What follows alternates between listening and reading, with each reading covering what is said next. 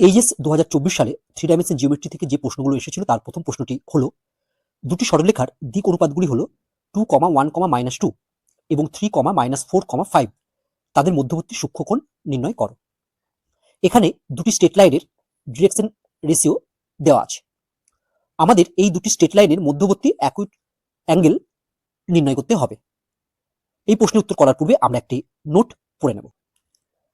নোটটি হলো, আমি প্রথমে একটি স্ট্রেট লাইন অঙ্কন করলাম। ধরে নিচ্ছি এই স্ট্রেট লাইনটির ডিআরগুলি হলো A1, B1, C1। আমি আরেকটি স্ট্রেট লাইন অঙ্কন করলাম সবুজ কালারের, যার ডিআরগুলি হলো আমরা ধরে নিলাম A2, B2, C2। ধরে নিচ্ছি এই দুটো স্ট্রেট লাইনের মধ্যবর্তী অ্যাঙ্গেল হলো থিটা।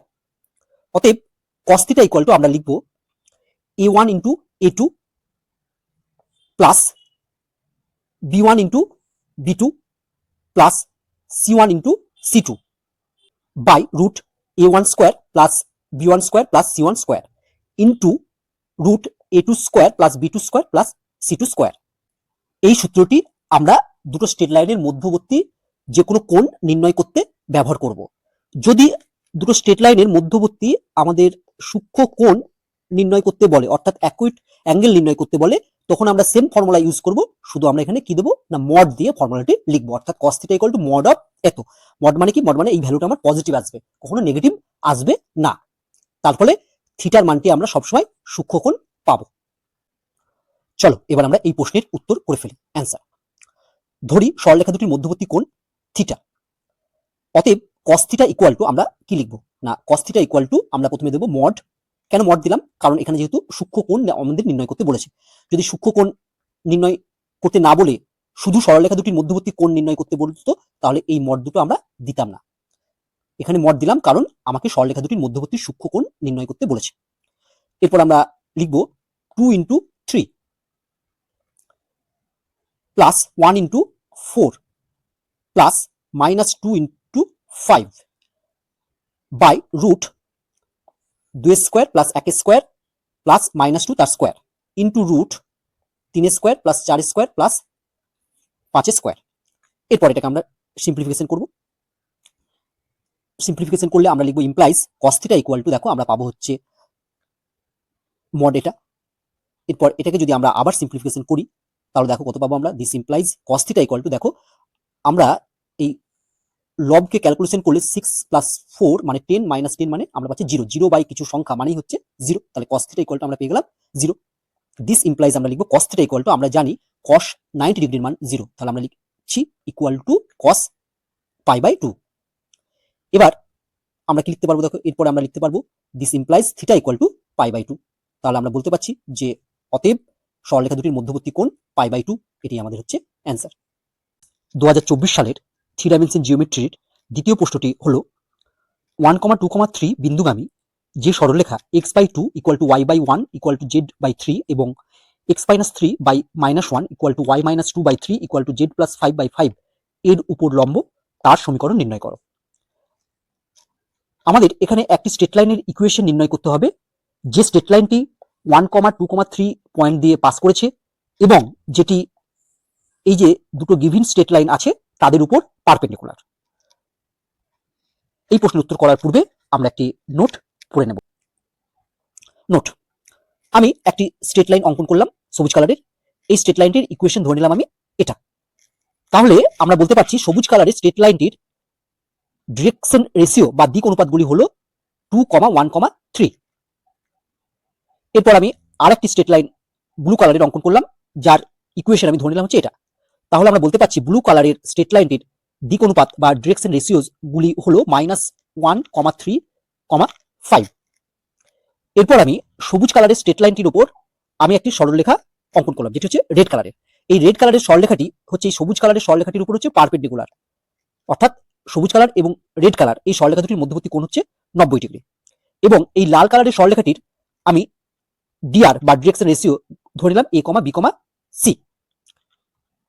এরপর আমি ধরে নিচ্ছি এই লাল কালারের সরলরেখাটি এই ব্লু কালারের সরলরেখাটির উপরও লম্ব। তাহলে এই লাল কালারের সরলরেখাটি ডিআরটা আমি ধরে নিয়েছিলাম কি না a, b, c। তাহলে এক্ষেত্রে হচ্ছে এই কোণটা হবে 90 ডিগ্রি। অর্থাৎ এক্ষেত্রে দেখো আমরা দেখতে পাচ্ছি যে সবুজ কালারের সরলরেখাটি এবং ব্লু কালারের সরলরেখাটির উপর লাল কালারের সরলরেখাটি লম্ব। এটা 3 ডাইমেনশন জিওমেট্রির ক্ষেত্রে সম্ভব।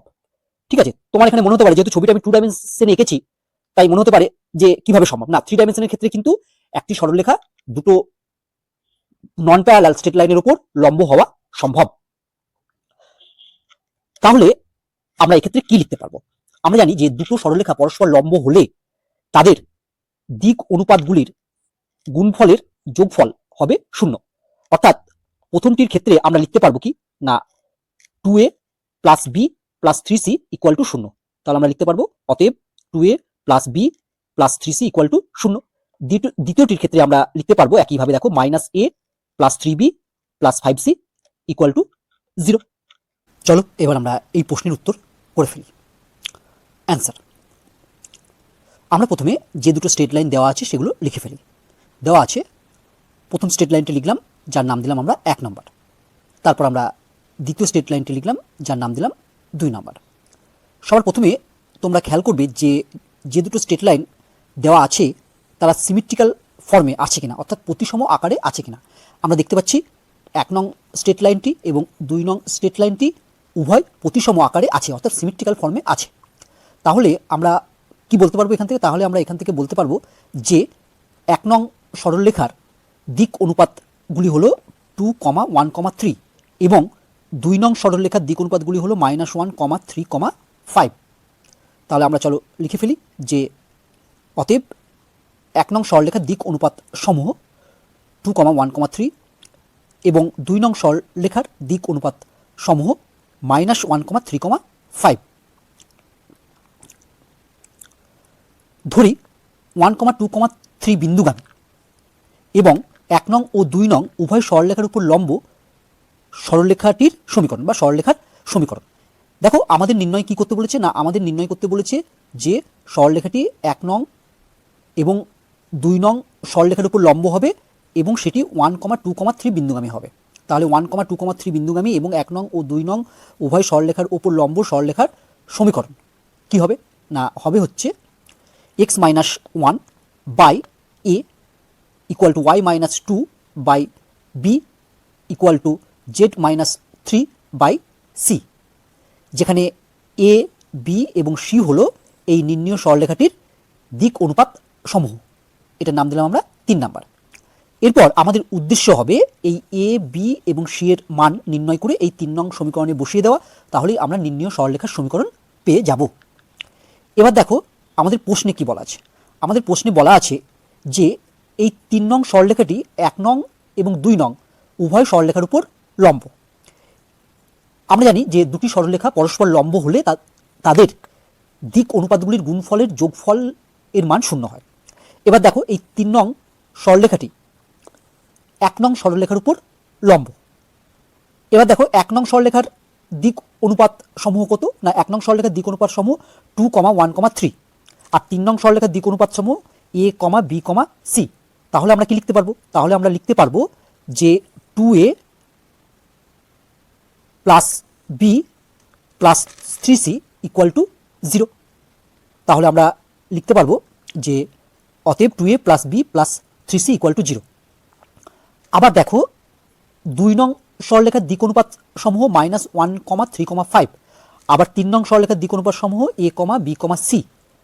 আবার 2 নং এবং 3 নং সরলরেখা পরস্পর কি? পরস্পর লম্ব।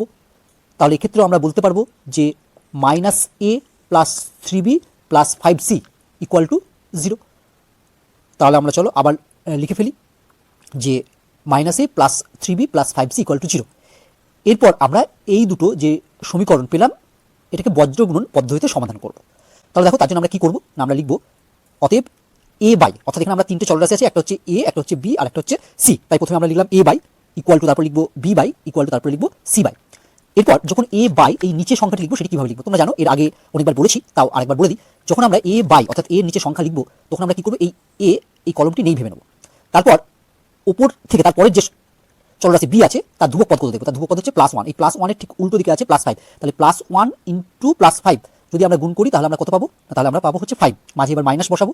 তারপরে দেখবো এখানে আছে +3 অর্থাৎ b এর পরে চলরাশি +3, ঠিক তার উল্টো দিকে আছে আবার +3 আর +3 মাল্টিপ্লাই করলে আমরা কত পাই? 9। তাহলে হবে 5 - 9। এবার যখন বি এর নিচে সংখ্যাটি লিখবো তখন আমি ভাববো বি নেই, বি বাদ। তারপরে বি এর পরের যে চলরাশি তার ধ্রুবক পদ হচ্ছে +3, ঠিক তার উল্টো দিকে আছে -1, +3 × -1 মানে হচ্ছে -3। তাহলে আমরা বি এর নিচে প্রথমে লিখবো -3 মাইনাস, এরপর আমরা সি এর পরের যে চলরাশি, সি এর পরে কোনো চলরাশি নেই, তাই আমরা আবার প্রথমে চলে আসবো। এবার দেখো প্রথমে এ এর চলরাশি আছে 2, যেহেতু এখানে বি ঢাকা আছে তাই 2 এর ঠিক কোনাকুনি আছে হচ্ছে +5, তাহলে 2 × +5 মানে হচ্ছে +10, তাহলে -3 মাইনাস আমরা লিখবো 10। এবার দেখো যখন সি এর নিচে লিখবো তখন আমরা এই সিটিকে ঢেকে দেবো। সি ঢেকে দিলে আমরা কি লিখবো, সি ঢেকে দিলে আমরা লিখবো সি এর পরে কে আছে না, সি এর পরে কেউ নেই অর্থাৎ কোনো চলরাশি নেই, তাই আমরা প্রথমে চলে আসবো। প্রথমে হচ্ছে 2 × 3, 2 × 3 মানে হচ্ছে 6, তাহলে সি এর নিচে আমরা লিখবো হচ্ছে 6 মাইনাস, তারপরে দেখো আমার তো এটা ঢাকা আছে, তাহলে এর পরে চলে আসছে হচ্ছে বি, বি এর এখানে 1 আছে, ঠিক কোনাকুনি আছে -1, তাহলে 1 × -1, 1 × -1 মানে হচ্ছে -1, আমরা লিখে পেলাম 6 - -1। এরপর এটাকে আমরা জাস্ট সিম্পলিফিকেশন করবো, দিস ইমপ্লাইজ এটা পাবো। এবার দেখো যে আমি যদি এই নিচের প্রত্যেকটি সংখ্যাকে মাইনাস দিয়ে গুণ করি তাহলে কত পাবো, তাহলে আমরা নেক্সট লাইনে লিখতে পারবো দিস ইমপ্লাইজ এটা। তুমি এখানে মাইনাস দিয়ে গুণ নাও করতে পারতে, যেমন আছে সেরকমও রাখতে পারতে, কোনো অসুবিধা নেই।